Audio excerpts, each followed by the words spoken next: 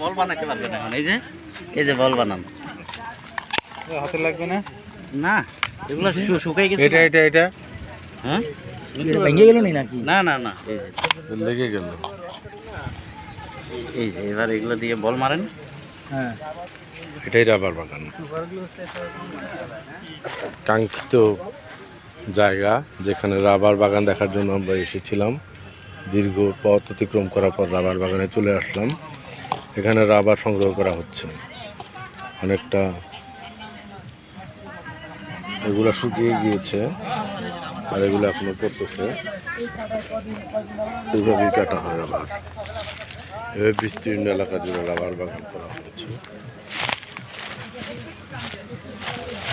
আমরা আরো উপরে যাব, পাহাড়ে যাব। পাহাড়ে গিয়ে আমরা বনমোরগ খাবো।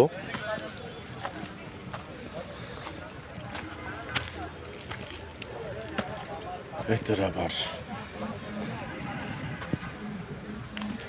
পরে পরে আছে, হাজার হাজার রাবার গাছ,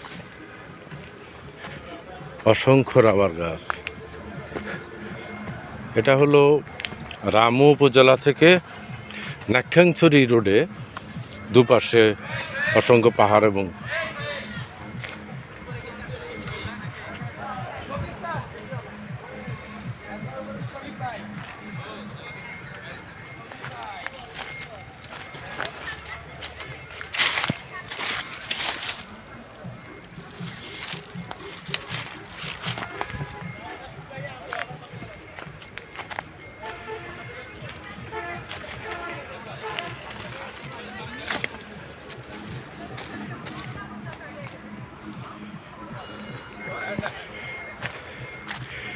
সারা জীবন আমরা দেখেছি, শুনেছি যে রাবার বাগান গাছ থেকে রাবার উৎপাদন করা হয়, বইয়ে পড়েছি।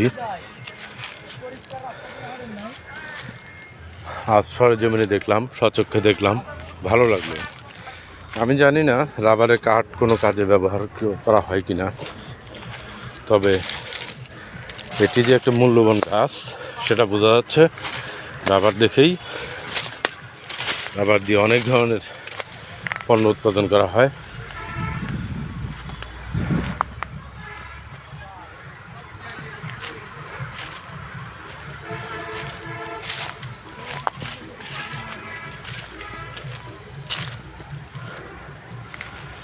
আমার কাছে মনে হয়েছে রাবার বাগানের মাঝখানে যে জায়গাগুলো খালি পড়ে আছে, এগুলো ইচ্ছা করলে জুম চাষ করে সবজি অথবা বিভিন্ন ধরনের কচু, আদা, হলুদ এগুলো আবাদ করা যেত এবং অর্থনৈতিকভাবে অনেকটা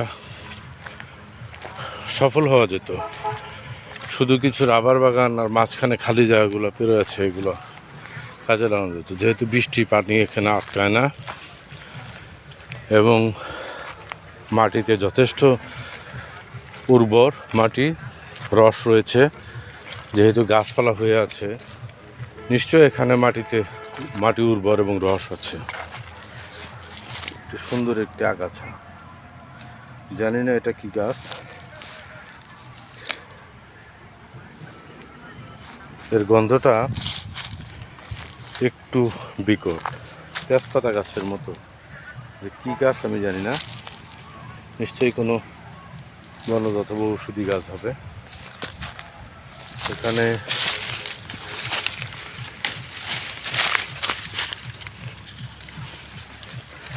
রাবারের বীজ, এটা একটা সুন্দর জিনিস পেলাম, রাবারের বীজ।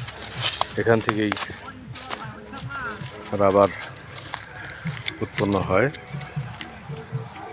বললে নিশ্চয়ই রাবার হবে। রাবারের বীজ অসাধারণ, দারুণ একটা জিনিস পেলাম।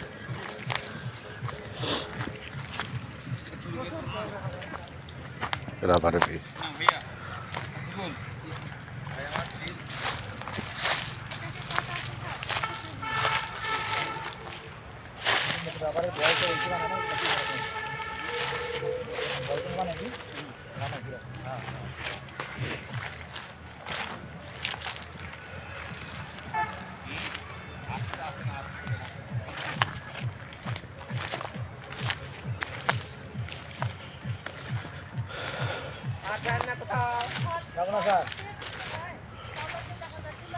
বনের ভিতরে হারিয়ে যাব, আজকে আর হারাতে নেই মানা।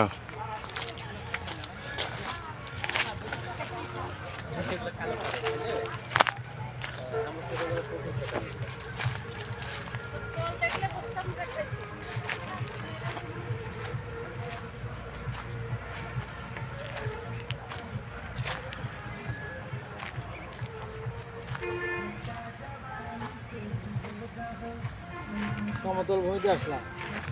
এই দিকটা তো পোলা বানাতে পছন্দ করবো না, তাহলে হাই দেখি পোলা বানাতে নিলে